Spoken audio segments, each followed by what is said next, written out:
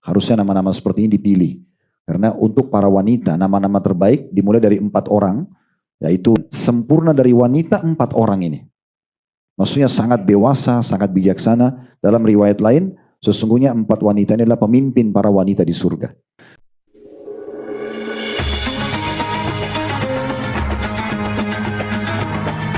Yang subscribe, semoga hidup kaya raya, mati masuk surga.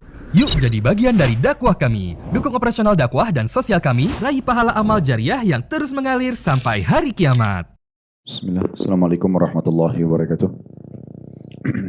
Alhamdulillah, tidak pernah berhenti lisan kita memuji dan memuji Allah atas segala nikmat yang Allah berikan kepada kita. Termasuk Allah berikan kepada kita 1 hari lagi umur di hari ini, di mana kita sebagai orang-orang yang beriman harusnya memaksimalkan di atas ketaatan kepada Allah Subhanahu wa taala yang merupakan tujuan kita diciptakan di muka bumi ini. Sebagaimana Allah ingatkan dalam surah Az-Zariyat, surah nomor 51 ayat 56, "Wa ma khalaqtul jinna wal insa illa liya'budun." Aku tidak ciptakan jin dan manusia kecuali untuk beribadah kepadaku. Memang kita hidup di muka bumi ini untuk sholat, untuk puasa, untuk zikir, untuk majelis ilmu, bakti sama orang tua, menjenguk orang sakit, berdoa, dan semua ketaatan-ketaatan. Serta juga kita harus menjauhi semua pelanggaran. Dari menggunjing, memfitnah, mencuri, membunuh, berzina, dan segala macam larangan-larangan dalam agama. Sementara makan, minum, tidur, berolahraga, ngobrol sama teman-teman ataupun kerabat itu adalah pernak-pernik kehidupan. Kita harus kembali kepada tujuan utama kita diciptakan dan pernak-perniknya itu hanya sebagai selingan dalam hidup kita.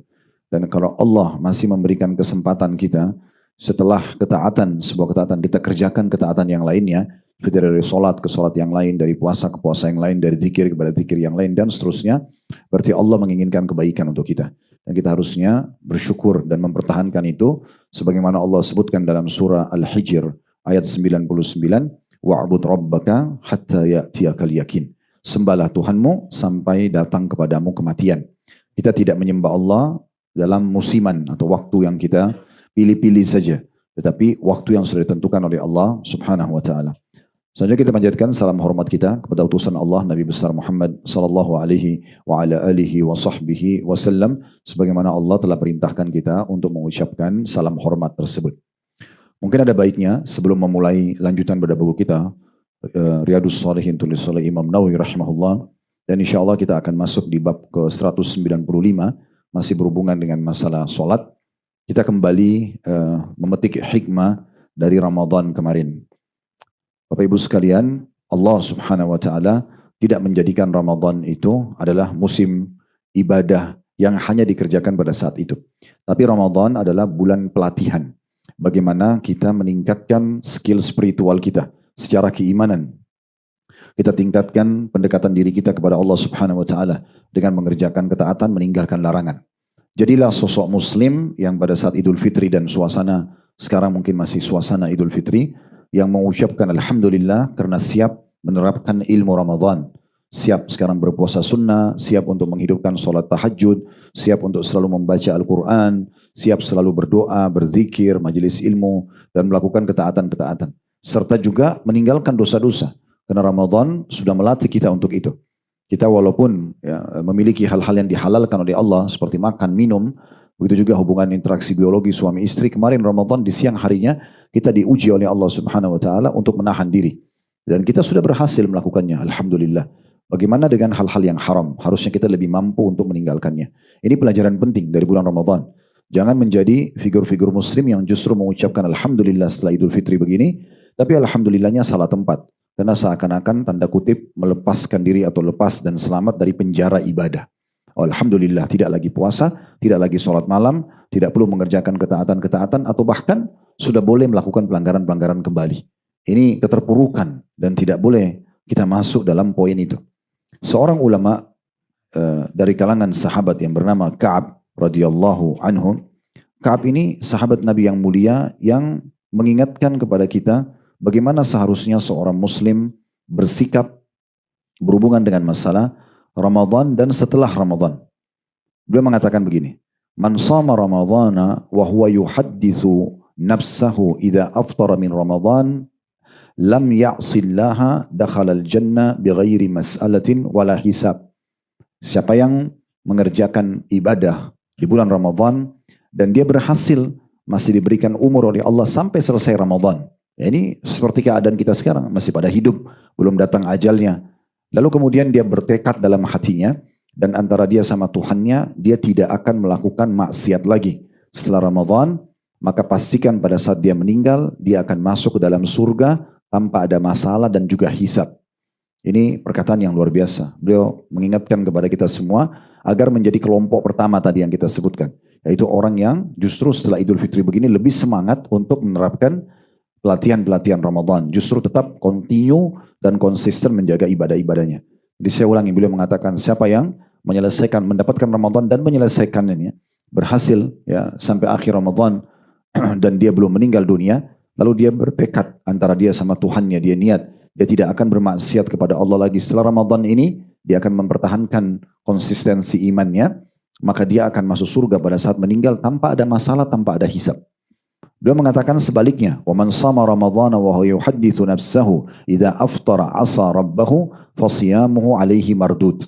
Dan siapa yang berpuasa Ramadan, lalu setelah selesai Ramadan dia masih hidup, dia ya bertekad dalam dirinya untuk bermaksiat kepada Tuhannya.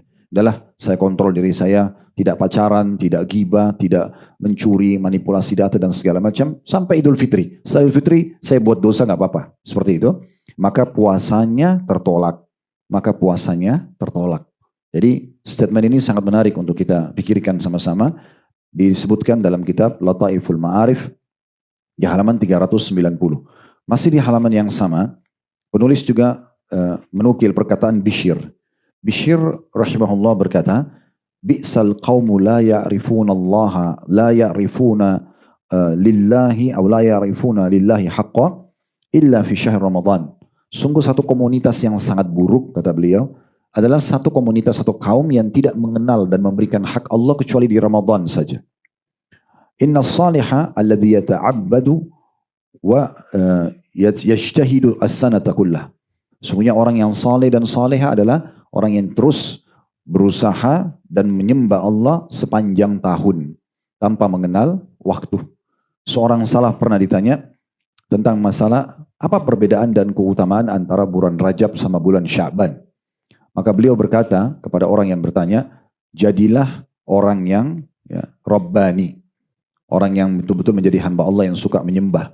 Dan jangan menjadi Sya'bani. Maksudnya orang yang hanya mengejar keutamaan Sya'ban. Karena memang Tuhan yang kita sembah, Tuhan yang menyuruh kita ibadah di Ramadan, itu juga yang kita sembah sepanjang tahun. Kenapa kami sampaikan ini? Karena ini seperti jadi fenomena merata. Ya, hampir banyak di antara muslimin yang bahkan melihat sendiri kejadian dalam dirinya, imannya kendor setelah Ramadan. Padahal sebenarnya bukan sebabnya karena Ramadan berubah, tapi dia sendiri dalam dirinya yang mengubah dan menanamkan persepsi yang salah. Jadi perbaiki niat kita, mumpung masih awal-awal bulan Syawal, bagaimana kita berdoa kepada Allah Subhanahu wa taala agar amal-amal kita yang kita kerjakan selama Ramadan kemarin diterima oleh Allah Subhanahu wa taala. Kemudian juga tentunya kita berharap agar kedepannya Allah panjangkan umur kita di atas ketaatan kepadanya. Sudah cukup masa-masa lalu dengan pelanggaran-pelanggaran dan kelalaian, dan sangat normal serta bijaksana kalau seseorang justru selalu meningkatkan potensi dalam dirinya. Ya. Kalau seorang pegawai, Bapak Ibu sekalian, dia sudah mencapai satu prestasi tertentu, jabatan atau gaji, payroll misalnya, kemudian dia menjaga kualitas kerjanya supaya dia mendapat jabatan yang lebih tinggi, supaya mendapatkan salary atau payroll yang lebih tinggi. Itu sangat bijak. Tapi sangat konyol kalau ada seorang pegawai sudah sampai ke satu level tertentu di perusahaan, anggap misalnya angka 1 sampai angka 10. Dia sudah sampai di angka 7, kemudian setelah dia sampai di level itu, lalu dia ugal-ugalan, dia tidak menjaga prestasinya sehingga rusak namanya dan bisa saja dipecat dari perusahaan. Nah itu gambaran orang di Ramadan dan di luar Ramadan. Seorang mukmin di Ramadan dia jaga kualitas imannya, ibadahnya, dan juga jauh dari kemaksiatan dan pelanggaran. Maka setelah Ramadan dia mempertahankan itu kalau memang dia bijaksana. Bukan justru dia merusak dirinya. Dia menjauhkan diri dari Allah Subhanahu wa taala. Kerugian. Dia akan menyesal sendiri. Dan kita tahu juga ya, ada ayat Al-Quran dalam surah Zalzalah tidak asing buat kita. Surah nomor 99 ayat 7 sampai ayat 8. Wa may ya'mal mithqala dzarratin khairan yarah. Siapa yang berbuat seperti biji sawi dari kebaikan, apapun yang Bapak Ibu lakukan, senyum dengan muslim, sholat sunnah 2 rakaat, beristighfar mungkin 3 kali habis sholat, baca 2-3 ayat Al-Quran, misalnya puasa sunnah, apa saja yang kita kerjakan, sekecil apapun, maka akan diperlihatkan dan diberikan balasannya. Wa may ya'mal mithqala dzarratin syarran yarah. Siapa yang berbuat seperti biji sawi dari keburukan akan diperlihatkan dan akan diberikan hukumannya. Ada sebuah ayat Al-Quran, perlu kita renungi maknanya, dan itu disebutkan di dalam surah Al-Mu'minun, surah nomor 23 ayat 60. Ini mungkin saya tutup mukaddimah kita dengan ini ya. Kalau kita mau sampaikan ini nasihatnya cukup panjang, tapi saya ingin ringkaskan sebuah ayat ini dengan nanti ada hadis Nabi SAW yang akan kami sampaikan. Ayat Al-Quran surah Al-Mu'minun surah nomor 23 ayat 60 ini sebenarnya rentetan dari ayat-ayat sebelumnya juga yang Allah sebutkan tentang ciri hamba-hamba Allah yang akan masuk surga. Di antaranya Allah mengatakan, "Walladzina yu'tawna ma atau wa qulubuhum wajilatun annahum ila rabbihim raji'un." Dan orang-orang yang memberikan apa yang telah mereka berikan dengan hati rasa takut atau khawatir karena mereka tahu kalau mereka akan kembali kepada Rabb mereka. Kalau kita baca terjemahannya saja, mungkin ini tidak bisa kita fahami ya, secara langsung karena memang ayat ini masih bermakna global. Makanya Ummul Mukminin Aisyah pun radhiyallahu anha waktu mendengarkan ayat ini dari Nabi SAW, beliau mengatakan, "Ya Rasulullah, apakah yang dimaksud dalam ayat ini adalah orang-orang yang berzina, orang yang mencuri, orang yang minum khamr, maksudnya orang yang pernah buat dosa, kemudian mereka merasa takut dalam hatinya, nanti Allah akan hukum, walaupun mereka sudah tobat." Maka kata Nabi SAW, "La ya bintas Siddiq."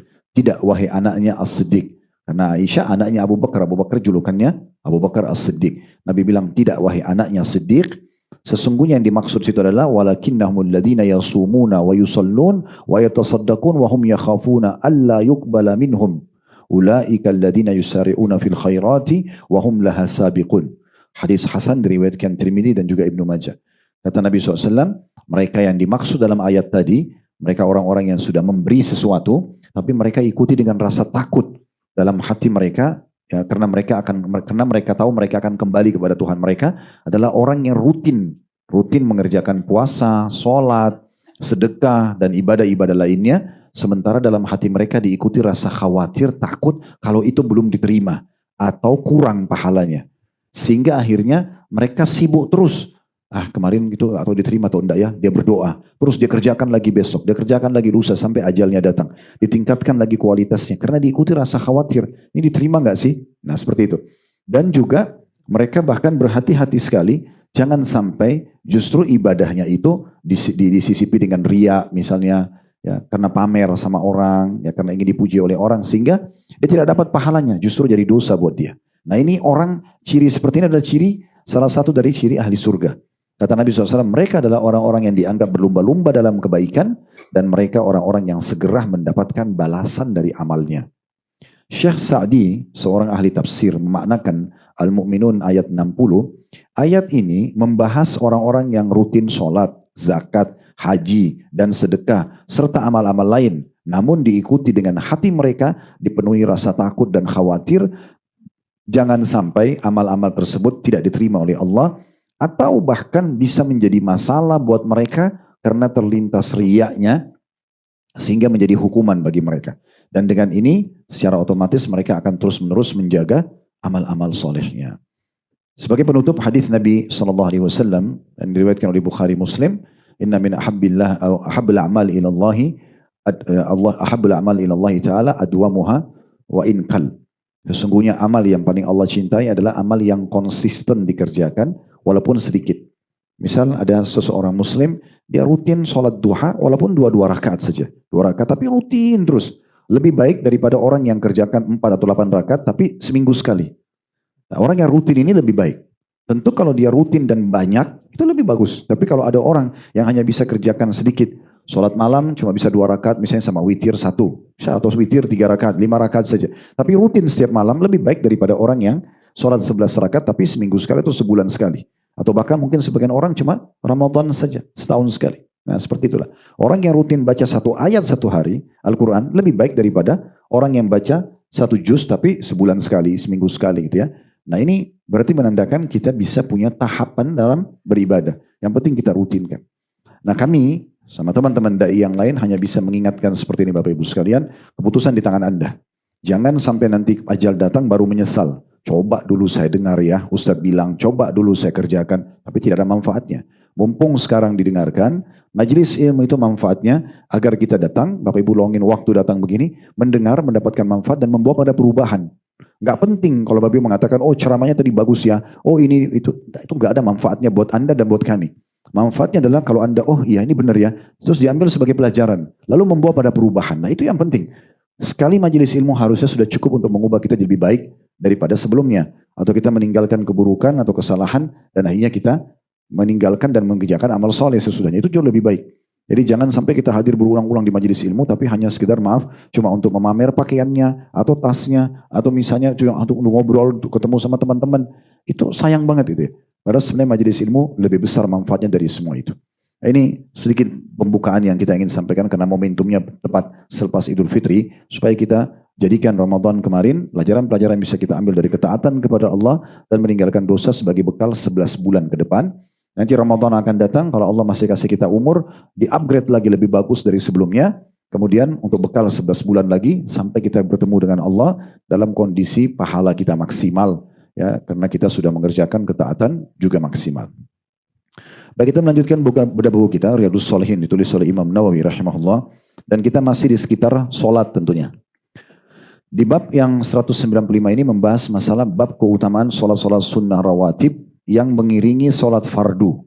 Jadi rawatib sudah diterjemahkan sebenarnya di sini ya, yang solat sunnah yang mengiringi solat fardu dan penjelasan tentang yang paling sedikit, paling sempurna dan pertengahan di antara keduanya.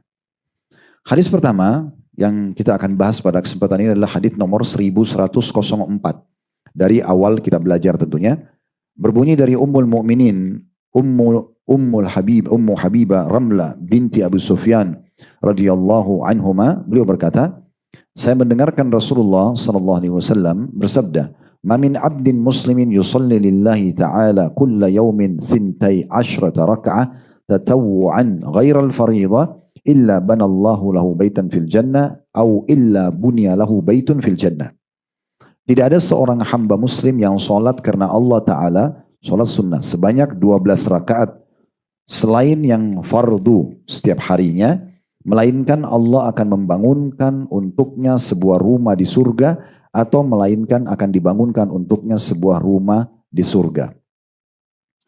Hadits ini tidak berdiri sendiri tentunya, kita akan bacakan sekaligus hadits nomor yang kedua dalam bab kita, urutan 1105, nanti sekalian kita ambil pelajaran-pelajarannya seperti biasa.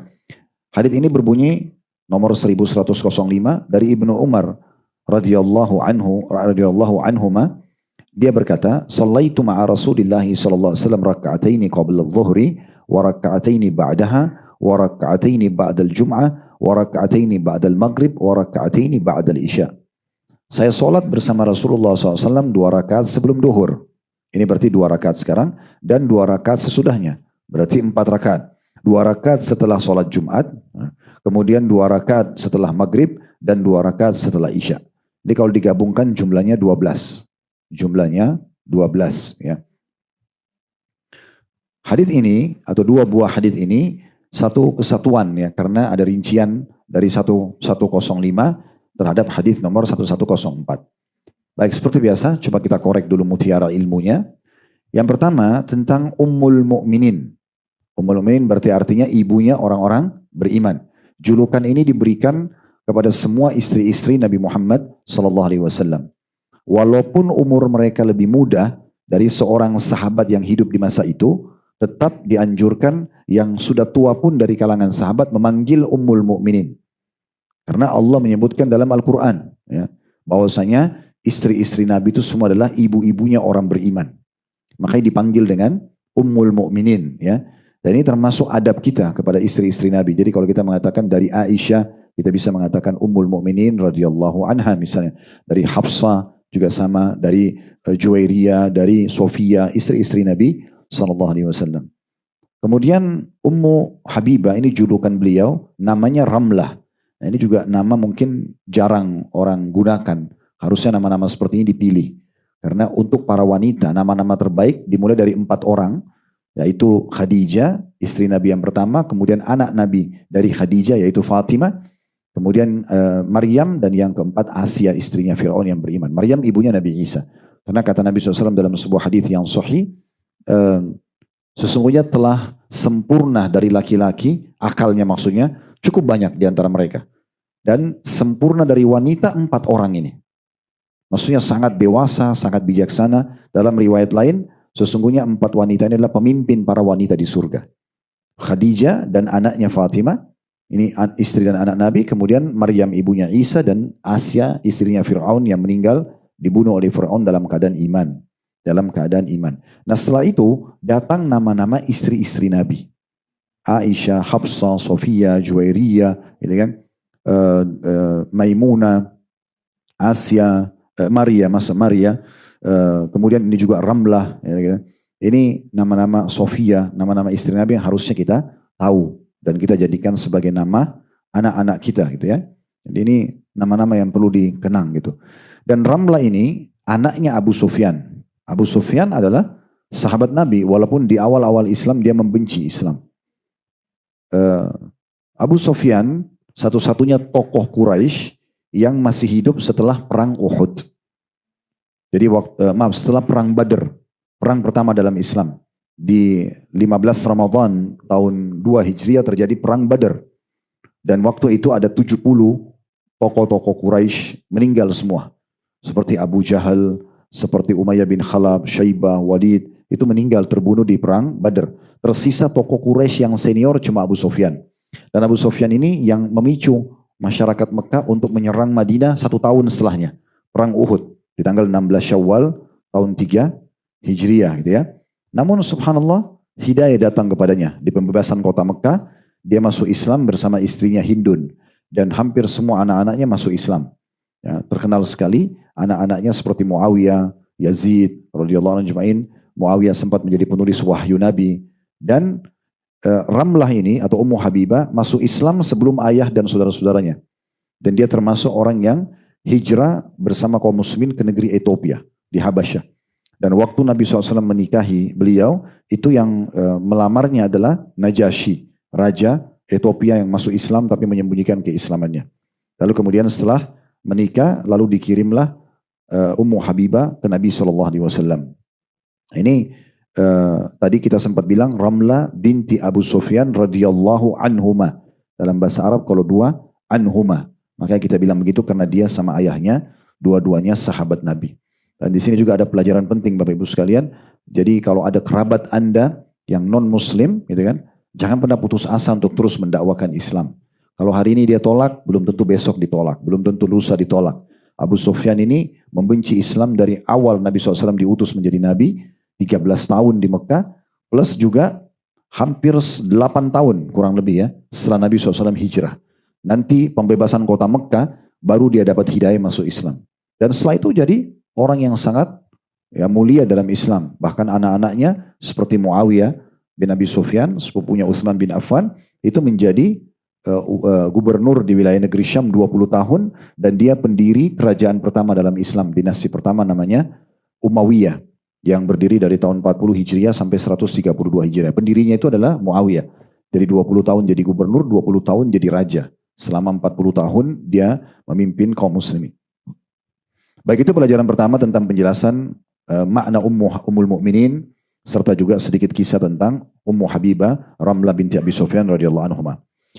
Pelajaran kedua, pentingnya seorang suami istri saling berbagi ilmu ya. Dan kalau ada sesuatu pesan yang baik, misalnya ibu-ibu di rumah, kebetulan suaminya menyampaikan tentang sebuah hadis atau misalnya sebuah ayat yang kebetulan dia dengar dari pengajian di kantornya, atau dia kebetulan temukan di media lalu dia kirimkan forward misalnya, atau terbalik, seorang istri justru yang menyampaikan, misalnya ibu-ibu pulang pengajian begini lalu menyampaikan kepada suami, tadi di kajian saya dengar ini dan itu misalnya, atau di forward sebuah cuplikan ceramah, harusnya kita saling memuliakan ya, menerima kebaikan itu. Menerima kebaikan. Jangan kita merasa, siapa sih ini mau ngajarin saya? Ya, karena banyak orang yang tidak mengambil manfaat agama justru dari pasangannya. Padahal pasangannya mungkin sudah benar gitu ya. Tapi karena egoisme merasa tidak penting, tidak perlu, sehingga akhirnya tidak menukil apa-apa dari pasangannya. Gitu. Di sini kita lihat bagaimana Ummu Habibah radhiyallahu anha menukil dari Nabi SAW. Gitu kan. Dan begitu juga kita tahu Aisyah, Hafsah, Sofia menukil hadis-hadis dari suaminya. Bukan hanya karena Nabi Muhammad SAW sebagai seorang nabi, tapi karena ada kepeduliannya. Ada kepedulian ya, bagaimana kita merasa peduli untuk itu. Saya teringat ada satu bapak pernah mengundang saya, cukup lama saya ngisi di kantor beliau di Sudirman, setiap kajian siang waktu itu kalau tidak salah setiap Senin, cukup banyak musola kantor itu cukup besar, dan dari kantor-kantor lain banyak yang gabung di situ. Mungkin 2 tahun atau lebih saya ngisi di sana. Setelah sekian lama saya isi pengajian, baru bapak itu datang ke saya, kebetulan dia di rootnya, dan dia mengatakan, Ustadz tahu bagaimana saya bisa mengundang Ustadz dalam ceramah ini. Sebenarnya saya tidak nanya, tapi dia yang bilang.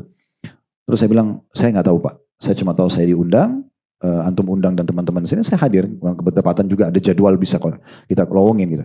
Dia bilang sebenarnya ini dari istri saya, dia ngomong gitu, itu dari istri saya. Jadi istri saya ini sering hadir di pengajian Ustadz, sering kali dia nulis. Dia kalau pulang dia cerita sama saya ini dulu jauh dari agama dia bilang. Tapi karena seringnya saya diceritakan, setiap pulang tadi saya dengar ini, tadi saya dengar itu, dengan sabar dia sampaikan, terus saya penasaran. Akhirnya saya coba kontak, ternyata Ustadz ada jadwal, dan Alhamdulillah sekarang justru kami, keluarga maksudnya sudah pada faham agama, sudah hijrah ke agama. Tapi salah satunya karena pengaruh pasangannya gitu ya. Jadi jangan pernah bosan untuk menyampaikan, dan tentu bersabar dalam berdakwah. Karena sebagian juga orang tergesa-gesa. Ya, ada satu ibu pengajian dulu, saya sampai ingatkan, karena dia cerita sama saya pada saat selesai pengajian, Ustadz, suaminya kebetulan mu'allaf, gitu kan. Kemudian dia karena ikut pengajian dan dia semangat sekali, maka dia menyampaikan ke suaminya, karena dia anggap suaminya seorang pebisnis tulen gitu, jauh dari agama. Dia sampai suruh suaminya belajar, tapi dengan cara-cara yang tidak santun, ya, kurang santun gitu ya. Saya dibilang, suami saya tuh nggak mau ikut pengajian Ustadz, nggak mau menjaga ibadahnya. Jadi saya pernah beli buku lalu saya kasih dia, ini baca supaya kamu selamat dari neraka gitu. Nah, bahasa-bahasa seperti ini kalau disampaikan ke figur suami, itu susah. Pasti dia akan nolak. Karena dia punya sifat kepemimpinan gitu ya. Tapi mungkin dengan cara-cara yang santun. Allah sudah berikan ibu suara yang lembut gitu ya. Tangan yang lembut itu untuk memang melayani suami. Untuk justru ya bisa dengan santun menyampaikan. Insya Allah bisa menyentuh dengan cara-cara yang baik.